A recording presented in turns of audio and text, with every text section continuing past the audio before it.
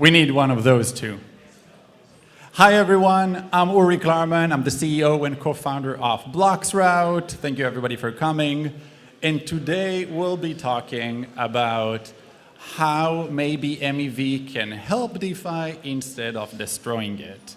And we're going to use a bunch of memes because it's fun, but also it leaves the right mental model in mind. But before we get started, why even listen to me? So I've been in crypto since 2016. I took an academic idea, Bloxroute, from my PhD thesis and created a company out of it. And Bloxroute is a major actor in DeFi and MEV. In the last bull market, we were routing for our customers something like $1.5 billion of trades per day. That's like 40% of all DeFi that was happening on all chains. We built front-running protection before Flashbot even existed. We run an MEV block builder. We run an MEV relay. We work with Searcher. We work with DeFi traders, anywhere from Jump and Wintermute and GSR and you name it, to a solo searcher in a basement in Taiwan, and anywhere in between. But beyond all of that, I really care about DeFi. Okay, I think DeFi is important. I think we need a global, always-on, transparent, single financial infrastructure, and we can't mess it up. And so I want to start with my issue with MEV and my issue with MEV auctions specifically.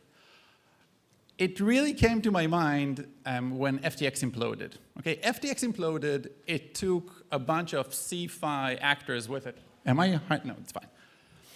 It took a bunch of CeFi actors with it, not DeFi actors, but it did make me realize that DeFi did fail. Okay, DeFi failed to be good enough. Okay, it failed to be an alternative, so people would go and use DeFi products instead of keeping their money in FTX, Mt. Gox, if you go back enough. And so the reason that they kept their money there is a bit bizarre. Like, we all know exchanges blow up, right? It's no surprise. We've been here for long enough. And so if you think what we need in order for DeFi to be successful and actually compete with CeFi, not just be, a cartwheel running behind CeFi, DeFi needs to be useful. Now, if I take $1,000 and I want to buy ETH, I don't need to be faster than Jump, okay, or Wintermute, or whoever. I don't need to identify the picosecond that the price just went down slightly and make the best trade. I'm not looking for that. But I do want, and I do need to get the current correct price, right? I don't know what that price is. I don't have 5 monitors looking at all the different venues all around the world and how they're volatile and whatnot. I don't know. I don't care. I want to give $1,000 and get ETH. And I also don't want to get front run. I don't want the current correct price to change because I'm about to make a trade. If I can get that from DeFi, then thank you very much, but I'm staying with Coinbase, quite literally. Okay, why would I buy ETH on Uniswap or wherever if when I go to Coinbase, I know there are arbitrageurs. If the price is off, they will immediately correct it. I know I always get the current correct price. And this is where it goes to the MEV auctions, okay? MEV auctions are a negative sum game. They're not a zero-sum game, they're a negative sum game. Because validators try to extract as much value as they can from DeFi users and DeFi LPs. Okay, MEV isn't money from thin air. Okay, this is money being taken from somebody. And if validators extract that value from DeFi users, then DeFi is now worse. It is less useful than what it was. And if it's less useful and is worse, then it's going to have less activity and less liquidity. And funny enough, the validators are actually going to end up with less MEV because we just shrink the pie. So you really can think about it that an auction, what an auction does is that it maximizes the slice that the validators get, right? There's an auction. Somebody offers me this amount, somebody top sim, and I will take eventually the validator extract most of the value, but in the process of running an auction, we make the pie a lot smaller. Now, avoid TradFi latency latency has a really nice ring to it. Okay, I actually believed that for about a year and a half. Okay, it makes sense. We're building DeFi. It is a new system. We don't want to rebuild TradFi. It's bad. There are all these high-frequency traders who are extracting money and front-running actors, and it's closed, and it's not open for everybody. So it makes sense that we don't want to rebuild that. But what we end up really building is a system which, on the one hand, is slow and less useful, and on the other hand, normalizes front-running. So the bad thing about TradFi, the really bad thing isn't that it's fast, isn't that there are arbitrageurs. It's a good thing that there are arbitrageurs. They make sure everybody who wants to trade get the current correct price. The bad thing is somebody sees your trade and gets ahead of you. And now we're saying, oh, that's fine. That's part of, like this is part of the model. But I don't want slow, less useful DeFi with front-running. I want to get the current correct price when I'm trading. So I honestly think, even though there are a lot of great people who I really like who are working on MEV auctions are pushing people from DeFi out to CeFi, okay? They maximize the validator's slice, but making the pie smaller, and they make DeFi less useful. And as I started by saying, this is serious stuff. This means that in 2 years, we're going to have another FTX. Okay, if we're continuing down that road, nobody is going to use DeFi by default because it sucks, and they'll stay with that, and we're going to run through the same story again. Now, I want to give an anecdote about Bitcoin, about BTC. It doesn't matter if you like it or don't like it, if you think it's a pet rock or it's awesome, it doesn't really matter. But if you look at CeFi, BTC volume is twice as high than ETH volume. Okay, there's a lot of activity there. But if you look at DeFi, 0.5%, 2% of that volume trickles into DeFi. The rest of it is happening on CeFi. Why? Why do we see activity and liquidity of ETH USDC? It is the largest pool. Half of all DeFi activity is that Uniswap pool, ETH USDC 5 basis points on Uniswap. Because this room is filled with ETH heads who like ETH and like DeFi and want this to succeed and willing to try all sorts of stuff. So we take ETH and we LP and we try all sorts of stuff. So there's some liquidity. But we see that BTC holders do trade it. It's not about hodling and not giving it away. They do trade it, but they trade it on CeFi because it's useful. It's better. Okay? If DeFi was better, if LPing was actually very good, people would take their BTC, wrap it to wrapped BTC or something, and use it in DeFi, not because of an agenda, because it's better, because it pays better. So to summarize this, and I really like this picture, okay? Auctions maximize the value that validators get. And PBS makes sure that that value doesn't stay with the evil high-frequency traders. No, no, it goes to the validators. And we have a MEV burn coming up soon, probably. Where's Justin? I don't see him here. All that means squat to DeFi users. Okay, that's money that's being taken from them and like, well, let's redistribute it. It doesn't matter how you redistribute it. You make DeFi worse. Now, you could come and say, well, Uri, doesn't MEV add something? Even so, like what about JIT liquidity, just-in-time liquidity? Somebody is about to make a trade, and then somebody puts the more liquidity into that. So JIT liquidity is strongly adverse selecting, okay?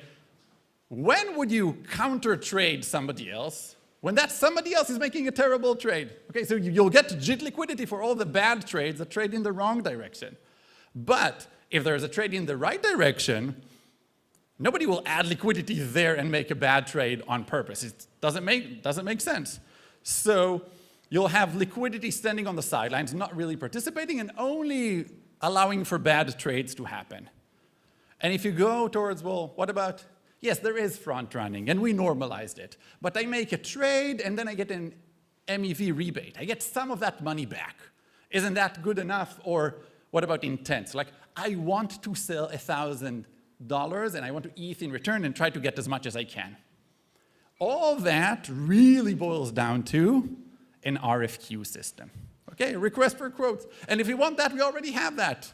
Shout out to Hashflow. I don't know if Victor is here somewhere. Okay, Hashflow takes Wintermute and Jump and anybody who wants to participate and GSR and whoever and pit them against one another, and whoever would give you the best quote, they would give you that. You can get an RFQ system.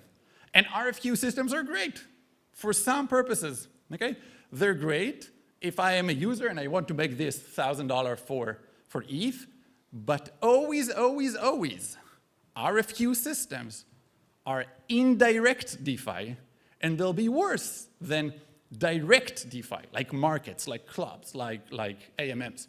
Because whoever gives an RFQ has to make a profit, right? They'll give you an RFQ and they'll trade it on the other side on the real, CeFi, on Binance or Coinbase or wherever.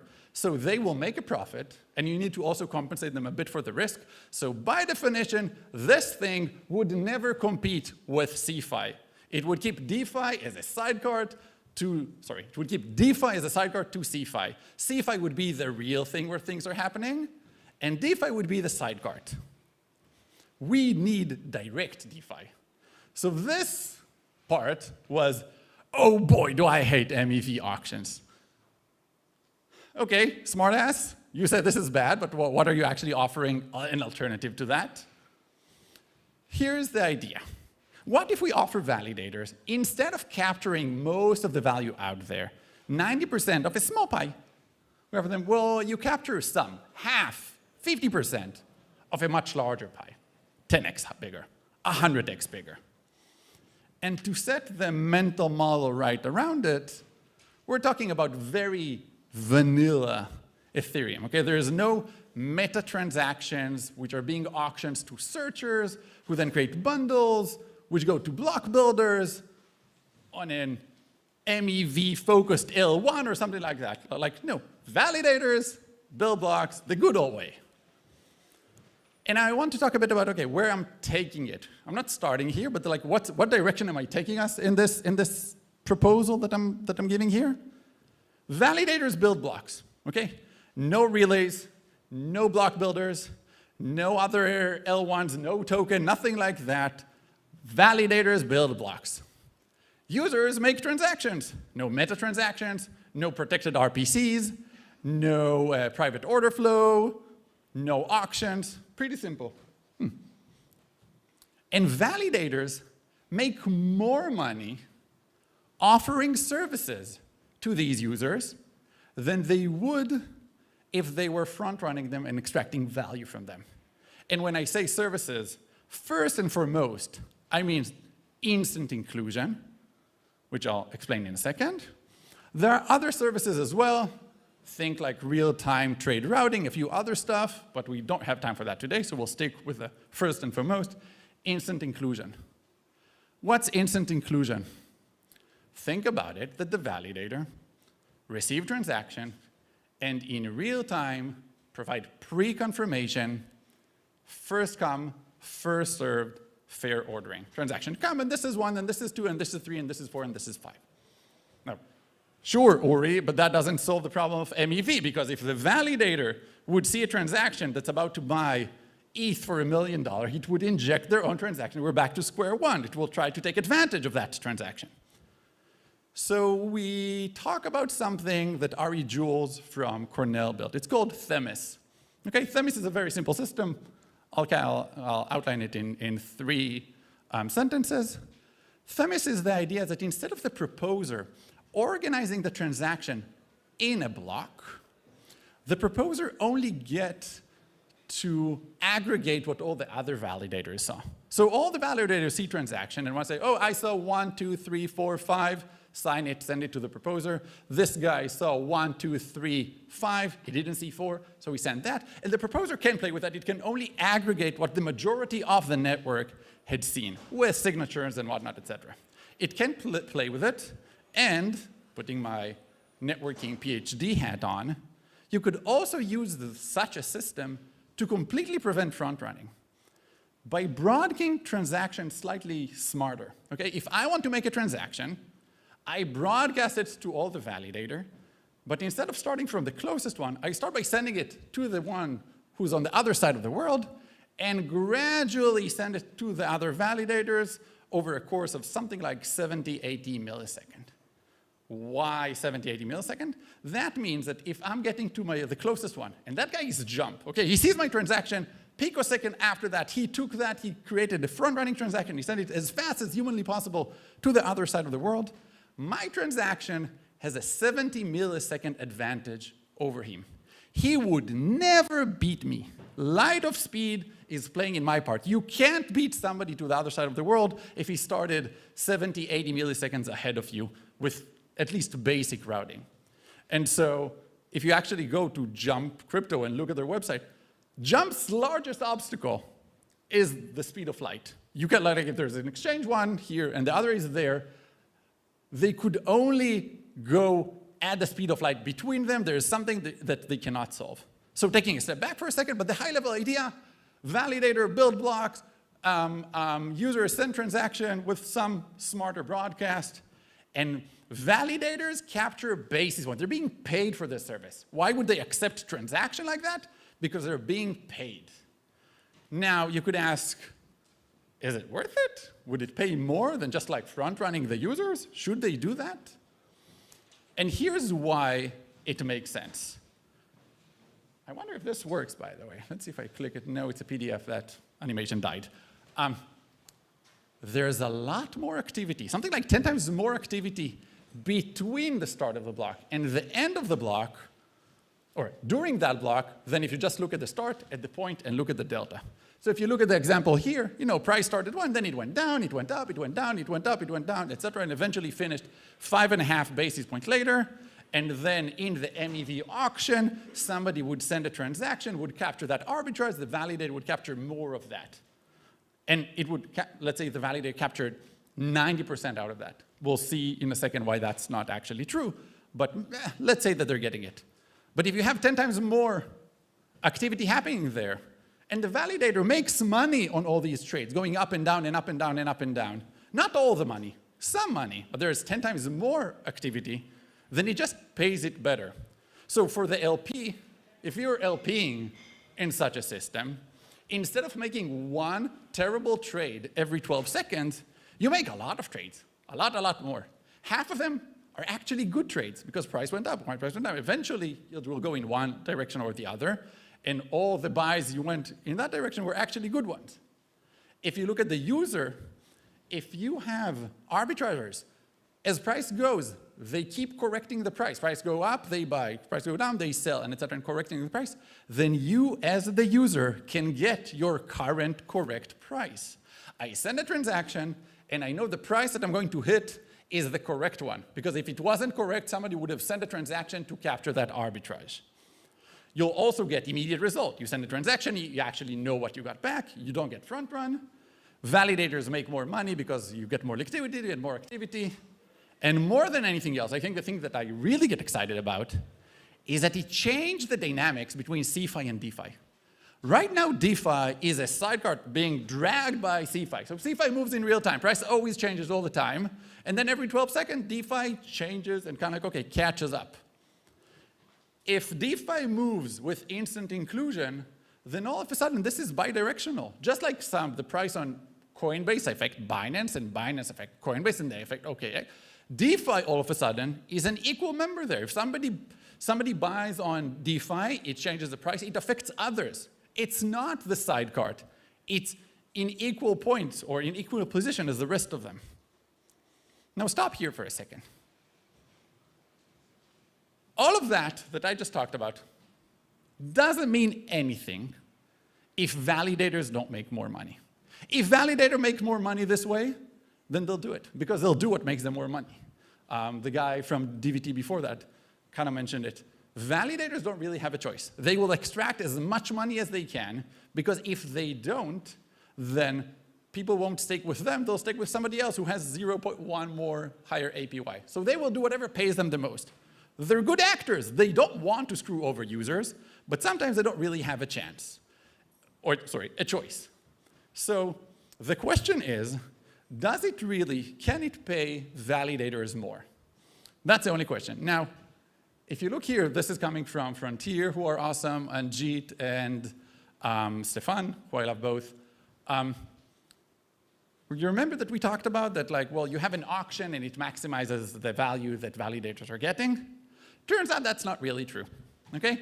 If you look here at the red line behind me, that's the atomic arbitrage. Okay, there is some opportunity that everybody are competing with it, about it. It's super competitive, and people outbid one another, and validators capture 91 to 99% of the value.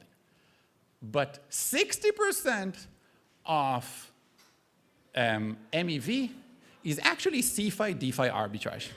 And CeFi DeFi arbitrage is risky, and it requires capital. Okay, you don't know that you're going to win. You're going to have to make a trade on CeFi, and you're going to make a trade on DeFi. And turns out that they only pass 55% on average of the MEV to the validators. So we build this whole MEV auction thing. Validators don't even capture all the money. Validator make, if you kind of like round it all up, something like 66% of all the value. So first of all, validators don't make as much money as you might think, because most of the MEV is CeFi DeFi arbitrage, and just half of that money goes to them.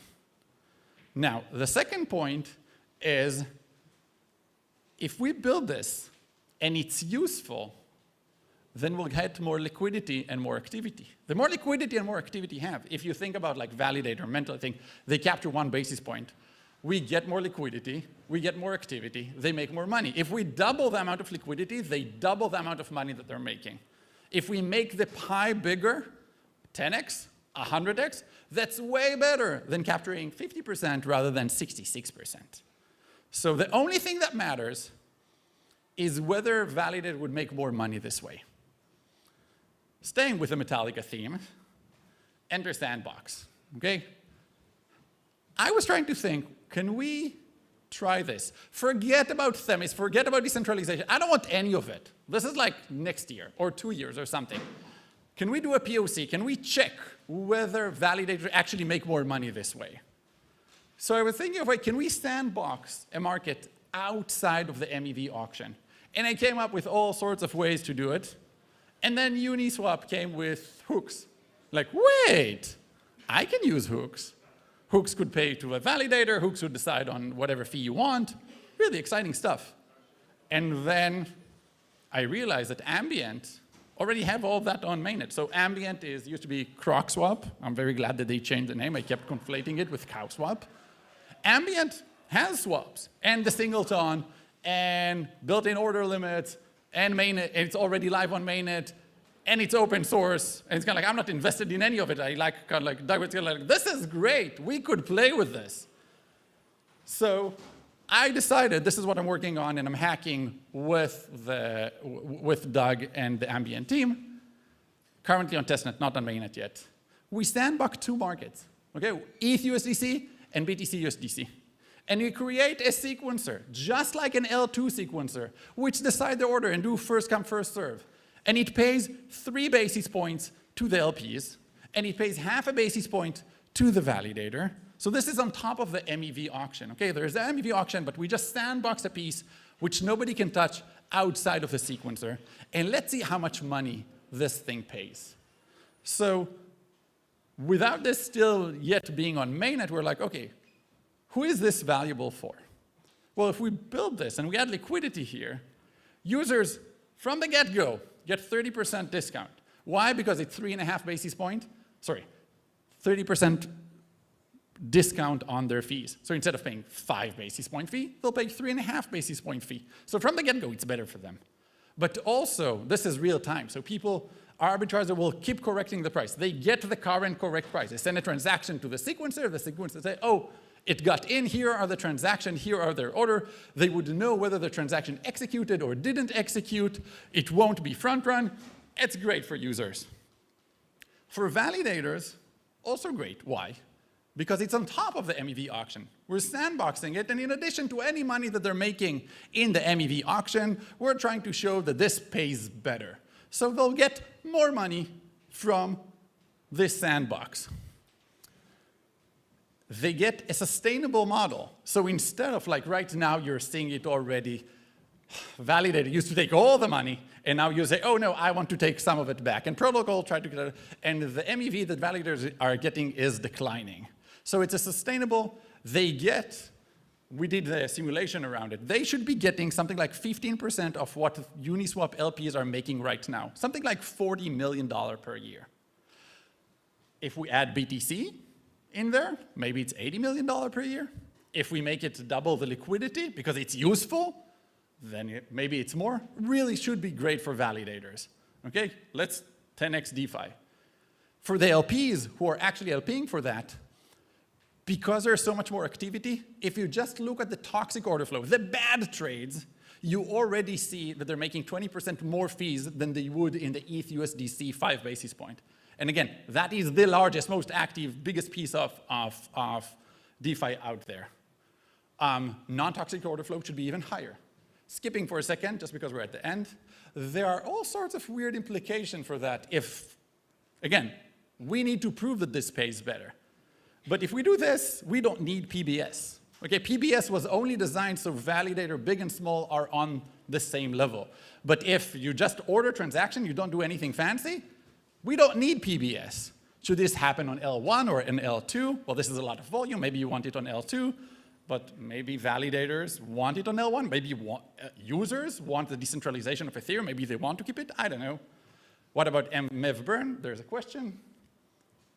And so, really reaching to the end of the presentation, and thank you all, everybody, for being here. The question is, are you joining me on this? Okay, like we're doing this. I don't care if you join me or not. Like we're doing it, super awesome. And the idea is to make DeFi compete with CeFi. There's tons of ways to participate in this, okay? You could add liquidity if you're working on an L2 and you want to include that in yours, if you're a protocol, whatever, if you have a cool idea of additional services, whatever.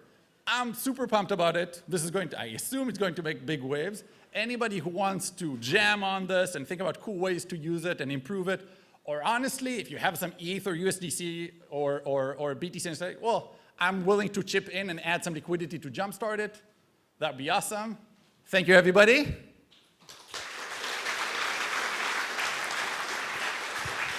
Just on time.